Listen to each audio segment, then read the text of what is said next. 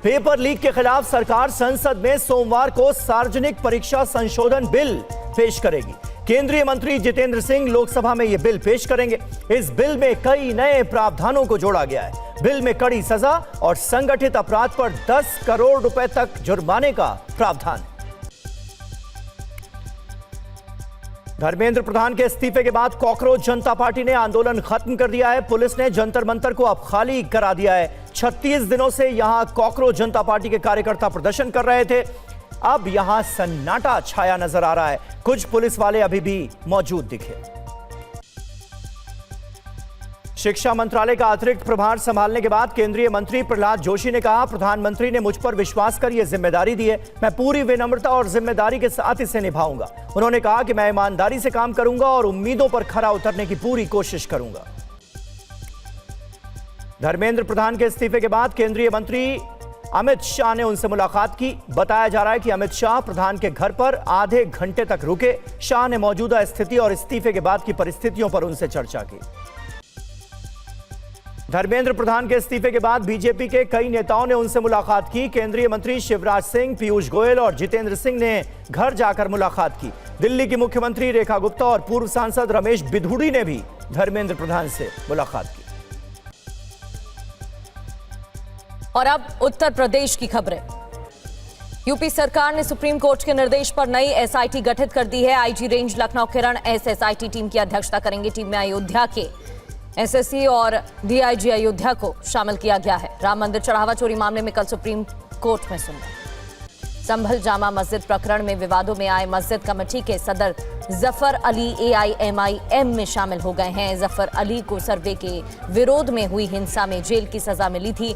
जफर अली संभल से विधानसभा चुनाव लड़ सकते हैं।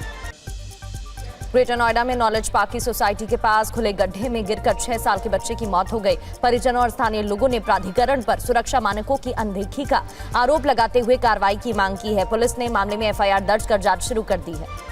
बागपत में एसटीएफ और पुलिस ने शार्प शूटर विपुल और खूनी को मुठभेड़ में मार गिराया है। पुलिस और विपुल के बीच करीब 12 राउंड फायरिंग हुई। इस दौरान उसे 4 गोलियां लगी और वो गिर पड़ा। पुलिस ने तुरंत उसे अस्पताल में भर्ती कराया, जहां डॉक्टर्स ने उसे मृत घोषित किया।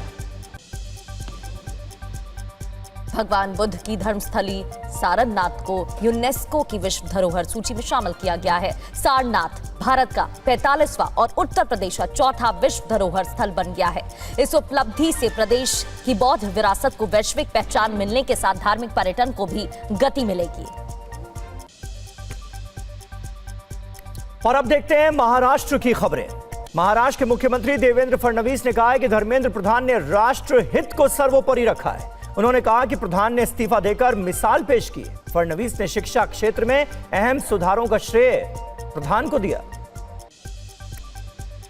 जंतर मंतर मामले को लेकर संजय राउत का कटाक्ष। मुख्यमंत्री फडणवीस को मजबूरन प्रदेश के मंत्रियों की सुरक्षा बढ़ानी पड़ी। संजय राउत ने कहा, विधायक और सांसदों को बिना वजह बाहर नहीं घूमना चाहिए। आने वाले दिनों में क्या होगा कोई नहीं बता सकता।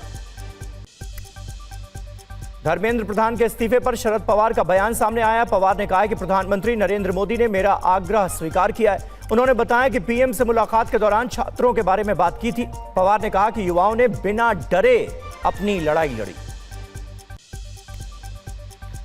मुंबई के म्यूचुअल फंड घोटाले में सेबी ने करोड़ों का जुर्माना लगाया है। साल 2021-22 से जुड़े इस घोटाले की जांच की गई थी, जिसमें सामने आया है कि 30 करोड़ की रिश्वत के बदले कई सौदों की जानकारी लीक की गई।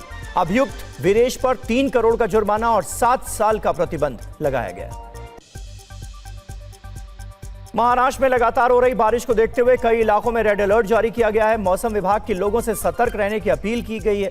विभाग ने कहा है कि अनावश्यक यात्रा से बचा जाए। मुंबई समेत राज्य के कई जिलों में बाढ़ और बारिश का कहर जारी। और आगे बढ़ते हुए खबरें गुजरात की आपको बताते हैं। गुजरात में बारिश से हाहाकार मचा हुआ है। पिछले 2 दिनों में 35 लोगों की जान जा चुकी है। दरअसल 29 लोगों की मौत की खबर है। वलसाड और नवसारी जिलों में बारिश हो रही है और बारिश के बीच रेस्क्यू ऑपरेशन चलाकर 7,000 लोगों को सुरक्षित स्थानों पर पहुंचाया गया है। बाढ़ से फसलों को भी नुकसान पहुंचा है। गुजरात के सुरेंद्र नगर में लगातार बारिश की वजह से निचले इलाकों में पानी भर गया है। घर में तेजी से पानी भर रहा है और जलभराव के बीच 100 लोगों को रेस्क्यू किया गया है।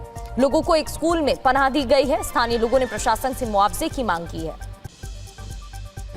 दक्षिणी गुजरात में बाढ़ से हालात बिगड़ गए हैं। इंडियन कोस्ट गार्ड ने बाढ़ में फंसे 170 से ज्यादा लोगों का रेस्क्यू किया है। मूसलाधार बारिश के बीच कई हादसे हो गए। अहमदाबाद में बाढ़ की चपेट में आकर यात्रियों से भरी एक बस पलट गई। यात्री खुद ही बस से बाहर निकलने की कोशिश करते दिखाई दिए।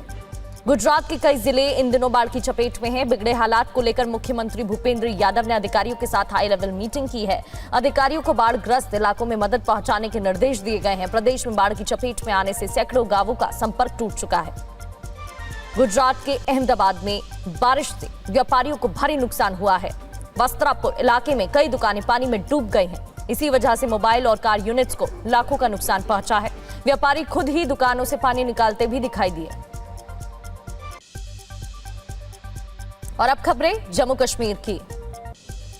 आज करगिल विजय दिवस मनाया जा रहा है। इस मौके पर वीर शहीदों को देश नमन कर रहा है। जम्मू के ग्रेनेडियर उदयमान सिंह के बलिदान को भी याद किया गया। 1999 की करगिल जंग में टाइगर हिल को आजाद कराने के लिए उन्होंने अपना जीवन कुर्बान कर दिया था।